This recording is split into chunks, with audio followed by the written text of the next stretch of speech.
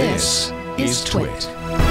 We all know that for young people and even older people looking for well-paying jobs, the IT industry is good. And within the IT industry, there's one area in particular that continues to see the jobs that fetch top dollar. That is cybersecurity, which remains near the top of the most wanted list in enterprise technology hiring, and the salaries continue to reflect that fact. Now, that was according to a new tech salary guide released earlier this week by tech staffing agency Mondo, which released the 2019 Tech and Digital Marketing Salary Guide. Now, they place CISOs in the number 2 position on the list for highest annual salary, just behind CTO/CIO, with salaries that range from $175,000 to $275,000 a year. Other top security titles include things like Manager of Information Security and Application Security Engineer, both of which have salaries that range up to the mid-180s, Network Security Engineer with salaries that range up to the mid-170s, and Cybersecurity Engineer with a salary range that tops out in the mid-160s.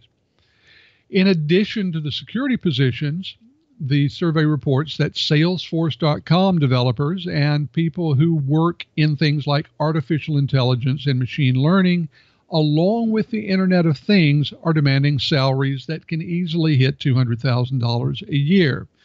So if you say to yourself, gee, if I do machine learning about security in the IoT, I should be able to make a bundle of money.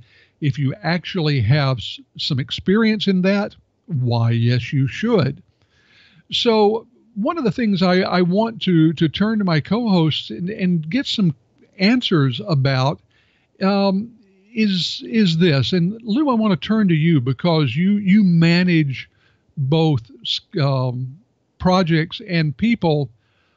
Why are skill sets around security such a problem for companies to find? And this is not new. This is not something that just suddenly erupted. This has been going on a while. Why do you think we have such a hard time developing the skill sets that companies need? You know, the landscape's interesting because it's ever changing. I think that's the most difficult thing is there's different architectures out there and different infrastructures built. And the skill set for these types of things tend to be very specialized. And I think as things grow, as organizations grow, they change their landscape and they change the skills required to secure that landscape. So I definitely am seeing a lot of organizations, you know, small and large, cloud service or not, struggling to keep up with the speed of change and the speed of upgrade and the speed of these kind of growth and scale outs.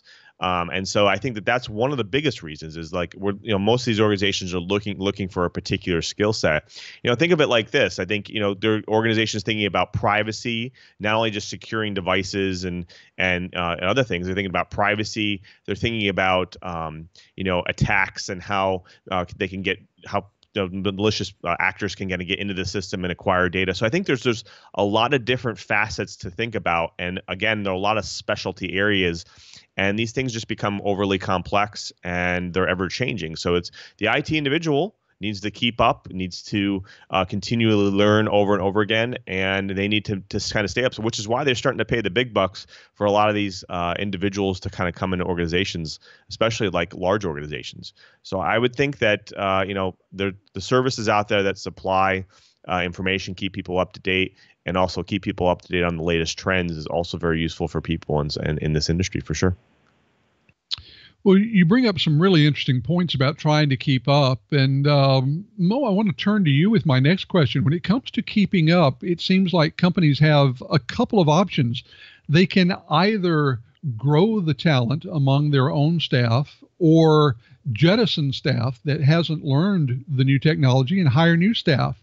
You get out there and talk to a lot of different customer organizations.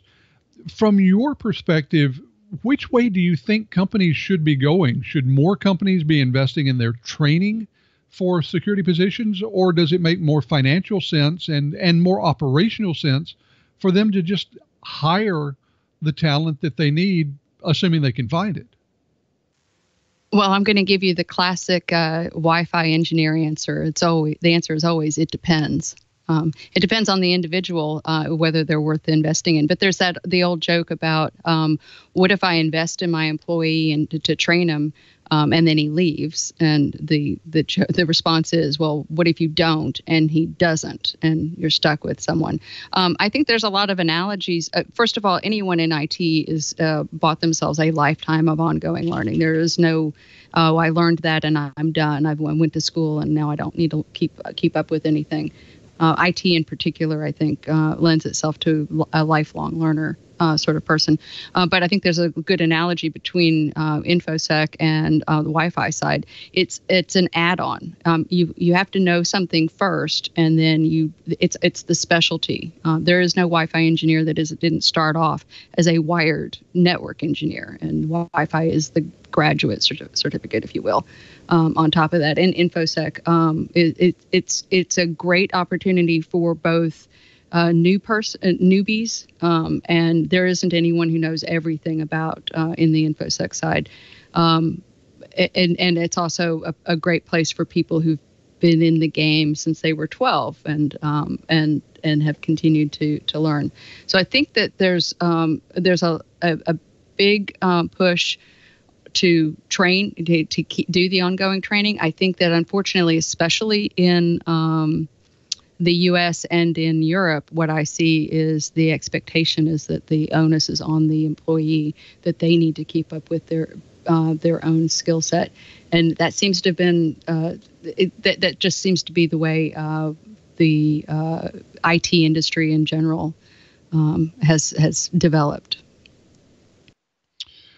You're talking about developing those skills. Lou, one of the things I keep hearing companies talk about is the fact that artificial intelligence, machine learning, and automation can do the skills acquisition for us. And basically that the big computer systems will save us from this lack of human knowledge and human skill. How realistic do you think that is? Are we going to just let cloud services protect us all? Or do you think that at some point we've got to bite the bullet and grow some more security experts? I think it's a little bit of both. I definitely think that we're seeing a lot of these startups and these organizations coming up with these new systems and going to go through and start detecting incoming traffic and categorizing it and training it. And so we're going to see a lot more of that for sure. I think that will definitely assist in the kind of journey along securing systems. But in the same sense, there's always going to be those attackers that will continue to grow their skills and alter their mechanisms of an attack that will simply get around these systems, because you'll have security experts around the world, that are not always good actors. They could be bad actors. They know about these countermeasures and they will work around them. So I definitely think that they're moving towards more of using the data that we have already and using artificial intelligence to move into that space and to assist in that will definitely benefit the industry. But I definitely think that that's not going to be the only thing we require. So I think for sure we'll see that kind of altering and getting closer to more human involvement in the near future for sure.